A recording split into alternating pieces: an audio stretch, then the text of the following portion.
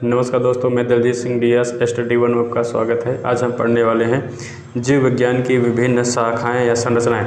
ठीक है, मतलब कौन किस चीज़ से किससे संबंधित है और किसका क्या अध्ययन कहलाता है, इसके बारे में हम पढ़ने वाले हैं। तो आइए देखते हैं। अगर आप हमारे वीडियो को पहली बार देखें तो अपने हमारे चैनल को सब्सक्राइब करना ना भूलें, और आपको अगर हमारा वीडियो अच्छा लगे तो लाइक कर दीजिएगा। ठीक है, तो यहाँ पर पहला क्वेश्चन है, हीमेटोलॉजी का अध्ययन से संबंधित है। हीमेटोलॉजी किससे संबंधित है? रक्त से। जो रक्त का अध्ययन कहलाता है वो क्या कहलाता है? हीमेटोलॉजी। ठीक है, हीमेटोलॉजी का जो अध्ययन होता है वो रक्त से संबंधित होता है। यहाँ पे दूसरे क्वेश्चन से, मार्फोलॉजी क्या है? मार्फोलॉजी जीव की प्रकृति, उसकी संरचना और विशिष्ट संरचना गुणों का अध्ययन करना है, वो क्या कहलाता है? मार्फोलॉजी कहलाता है। ठीक है, क्वेश्चन नंबर 3 है, मनुष्य अध्ययन होता है। मनुष्य का अध्ययन किस में किया जाता है? जो मनुष्य का अध्ययन होता है वह एंथ्रोपोलॉजी में किया जाता है। किसके द्वारा? एंथ्रोपोलॉजी के द्वारा मनुष्य का अध्ययन किया जाता है। चौथा क्वेश्चन है, निषेचन, विकास, विभाजन और विभिन्नता के अध्ययन को किस नाम से जाना जाता है? भ्रूण विज्ञान। किसके द्वारा? भ्रूण विज्ञान के द्वारा जो मनुष्य का निषेचन, विकास, विभाजन और विभिन्नता के अध्ययन को क्या चीज़ समझा जाता है? भ्रूण विज्ञान। ठीक है, क्वेश्चन नंबर 5, जंतु विज्ञान की किस शाखा का मानव जाति के समाजशास्त्र के अध्ययन से गहरा संबंध है? एंथ्रोपोलॉजी। किससे गहरा है? एंथ्रोपोलॉजी के द्वारा। जंतु विज्ञान किससे संबंधित है? एंथ्रोपोलॉजी के द्वारा। सीधे से याद रखेंगे बस। ठीक है, छठवां क्वेश्चन है, पौधों में बीमारियों का अध्ययन और यह तरीका जो पौधों का विरोध करते हैं या संक्रमण से सामना करते हैं, तो उसे क्या कहा जाता है? फाइटोपैथोलॉजी। क्या कहते हैं? फाइटोपैथोलॉजी कहा जाता है। जो पौधों के बारे में अध्ययन किया जाता है तो क्या कहलाता है? फाइटोलॉजी। ठीक है, फाइटोलॉजी से यहाँ पे पौधों को संक्रमण, मतलब वो बीमार नहीं है, बीमारी के बारे में, और पौधों का जो विकास होता है या विरोध करने की जो क्षमताएं होती हैं वो सब हम ज्ञात करते हैं। किसके द्वारा? फाइटोलॉजी के द्वारा। ठीक है, अगला क्वेश्चन है 7वां, जीवित चीज़ों पर मृदा के प्रभाव का अध्ययन मृदा विज्ञान किस शाखा के अंतर्गत किया जाता है? तो यहाँ पे एडोफोलॉजी। किसके द्वारा? एडोफोलॉजी के द्वारा यहाँ पे जीवित चीज़ों पर मृदा के प्रभाव, मतलब मृदा के क्या प्रभाव पड़ रहे हैं जीवित चीज़ों पे। मतलब जैसे कोई चांद पे गया और चांद पर से वहाँ से यहाँ तक आया, पृथ्वी पे आया, तो उसके बारे में जब हम वहाँ पे अध्ययन करेंगे कि उसके ऊपर कौन कौन से बैक्टीरिया, मतलब वहाँ पे कौन सी मृदा थी या उसके ऊपर कोई हानिकारक प्रभाव डाला गया कि नहीं डाला गया, तो इस टाइप से अगर देखा जाए तो क्या होता है? एडोफोलॉजी। या फिर जैसे हम खेतों में काम करते हैं, खेतों में क्या डालते हैं? रासायनिक पदार्थ डालते हैं, जैसे दवा छिड़कते हैं और खाद डालते हैं। ये सब चीज़ों का मृदा के बाद हमारे ऊपर कितना प्रभाव पड़ रहा है, तो उसको क्या अध्ययन किया जाता है? एडोफोलॉजी कहा जाता है। ठीक है, क्वेश्चन नंबर 8 है, चिकित्सा विज्ञान की कौन सी प्रशाखा यकृत के उपचार के अध्ययन में से संबंधित है?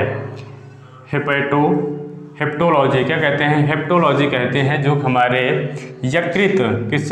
यकृत के उपचार और अध्ययन से संबंधित है। किसको? हेप्टोलॉजी को। ठीक है, हेप्टोलॉजी है यकृत से संबंधित हमारे चिकित्सा विज्ञान में। ठीक है, 9वां क्वेश्चन है, जीवों के वर्गीकरण से संबंधित जीव विज्ञान की शाखा को क्या कहते हैं? वर्गीकरण विज्ञान। क्या कहते हैं? वर्गीकरण विज्ञान। किसके लिए? जब हम जीवों के वर्गीकरण से संबंधित जीव विज्ञान की शाखा को कहते हैं। किसको? वर्गीकरण विज्ञान को। ठीक है, 10वां क्वेश्चन है, जंतु विज्ञान किसका अध्ययन है? जंतु विज्ञान किसका अध्ययन है? जानवरों का। किसका अध्ययन है? जानवरों का। जंतु विज्ञान किसका अध्ययन है? जानवरों का। वैसे हम क्या कहते हैं? एंथ्रोपोलॉजी। जंतु विज्ञान में किस में आता है? अध्ययन करते हैं तो एंथ्रोपोलॉजी के द्वारा हम ज्ञात करते हैं। ठीक है, 11वां क्वेश्चन है, विज्ञान की वह शाखा जो जीव या पृथ्वी से परे मौजूद जीवन की संरचनाओं से संबंधित है, तो क्या कहा जाता है? एक्सोबायोलॉजी। क्या कहते हैं? एक्सोबायोलॉजी कहते हैं, जो यहाँ पे कहाँ से? पृथ्वी से परे यहाँ पे विज्ञान की वह शाखा है जो जीवन या पृथ्वी से परे मौजूद जीव की संरचना से संबंधित है। क्या कहा जाता है? एक्सोबायोलॉजी। ठीक है, एक्सोबायोलॉजी से हम क्या कहते हैं? पृथ्वी से दूर कहीं पे भी किसी वस्तु के बारे में, किसी जीव के बारे में अध्ययन करते हैं तो क्या कहलाएगा? एक्सोबायोलॉजी कहलाता है। ठीक है, 12 क्वेश्चन है। 12 नंबर, तत्वों और मानव जैसी प्राणियों जैसे कि बंदर, वानव, क्या है? बंदर, वानर, वनमानुष आदि का व्यवहार का अध्ययन किसके द्वारा किया जाता है? प्राइमोटोलॉजी द्वारा। प्राइमोटोलॉजी द्वारा क्या करते हैं? हम इसका अध्ययन करते हैं कि बंदर, जानवर या वनमानुष का कैसे अध्ययन, मतलब उसका कैसे व्यवहार है, उसके बारे में कैसे, उसके बारे में चलन पोषण किया जा रहा है और वह क्या नई चीज़ें अपने अंदर विकसित कर रहा है, तो उसको कहते हैं प्राइमोटोलॉजी कहते हैं। ठीक है, यहाँ पे 13 नंबर है, मकड़ी का अध्ययन को क्या कहते हैं? मकड़ी के अध्ययन को आर्कनोलॉजी क्या कहते हैं? आर्कनोलॉजी कहते हैं मकड़ी के अध्ययन को। ठीक है, 14 नंबर है, सोरोलॉजी का अध्ययन है। सोरोलॉजी का अध्ययन किसके द्वारा किया जाता है? छिपकली के। छिपकली का जब हम अध्ययन करते हैं तो किसके द्वारा? सोरोलॉजी के द्वारा अध्ययन करते हैं। किसके द्वारा? सोरोलॉजी का। पक्षियों के अध्ययन को क्या कहा जाता है? ऑर्निथोलॉजी। क्या कहते हैं? पक्षियों के अध्ययन को क्या कहते हैं? ऑर्निथोलॉजी कहते हैं। जो ऑर्निथोलॉजी पक्षियों के बारे में हमें जानकारियाँ प्राप्त करना होता है तो किसके द्वारा? ऑर्निथोलॉजी के द्वारा हम प्राप्त करते हैं जानकारियाँ।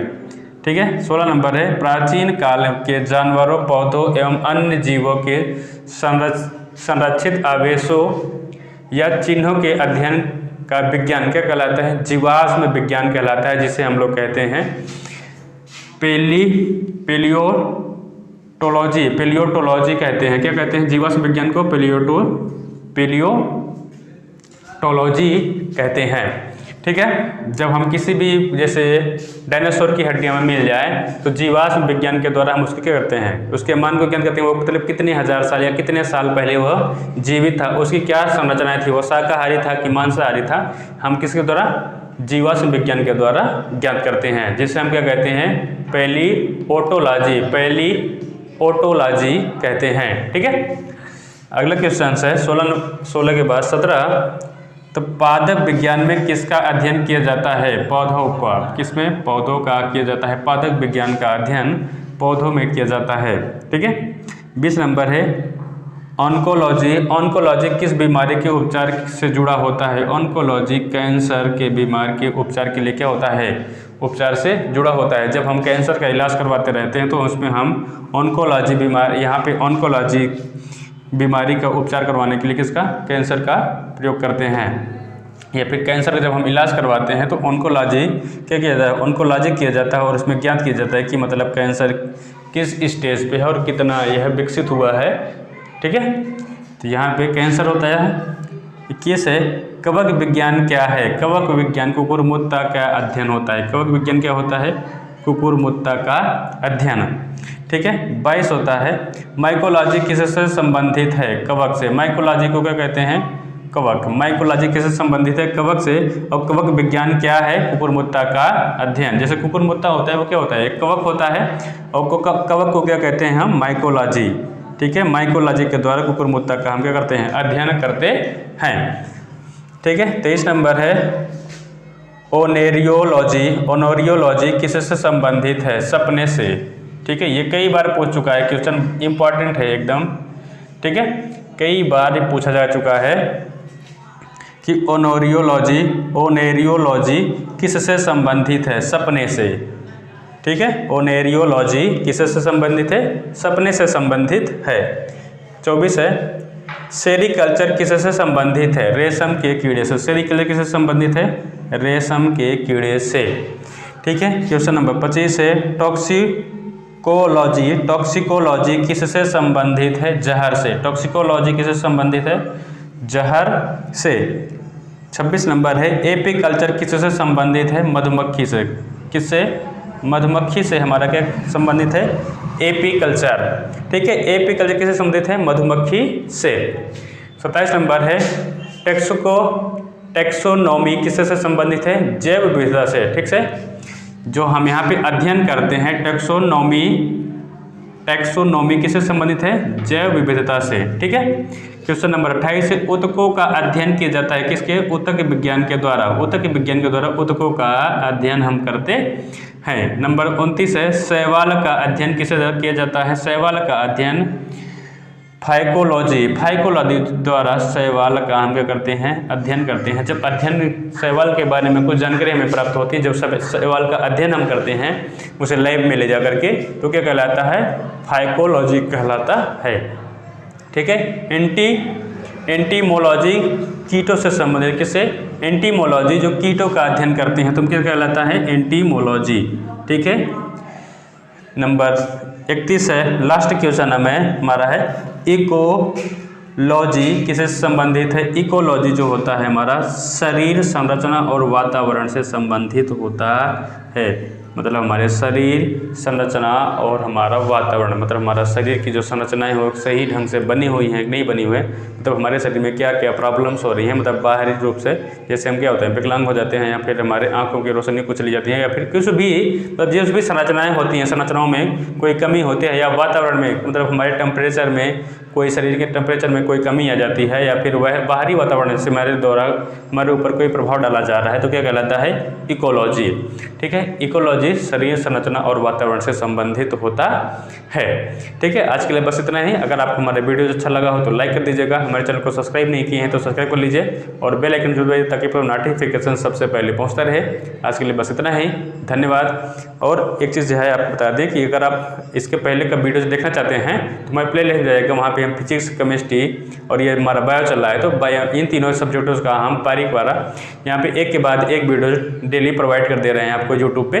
ठीक है। आप प्ले लिस्ट हो जाइए, वहाँ से आप हमारे वीडियोज़ देख सकते हैं। आज के लिए बस इतना ही। धन्यवाद।